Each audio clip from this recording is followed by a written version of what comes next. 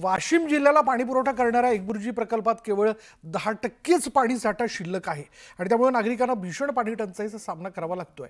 10 दिवसाआड पाणी पुरवठा होत असल्यानं नागरिकांचे प्रचंड हाल होत आहेत।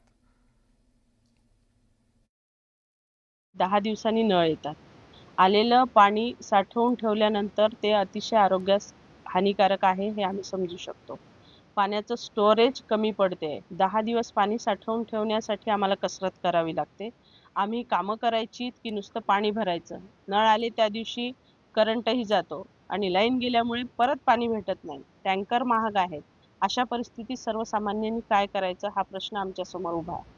नगरपालिकेने यासाठी उपाययोजना निश्चितच केल्या पाहिजे। एप्रिल महिना चालू आहे, आणखीन पुढे 2 महिने काढणं आहे, तर पुढे काय करायचं आम्ही असं?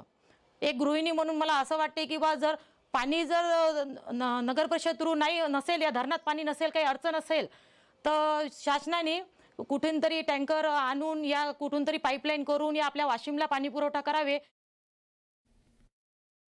त्याच्या पुढे आमचं नियोजन आहे की ज्या गावातल्या काही विहिरी आहेत का हातपंप असतील दुरुस्त करून घेऊन आलो आणि जुन्या ज्या विहिरी होत्या त्या विहिरी पण आम्ही त्यातला गाळ काढून त्या पण कार्यान्वित करण्याचा प्रयत्न चालू आहे।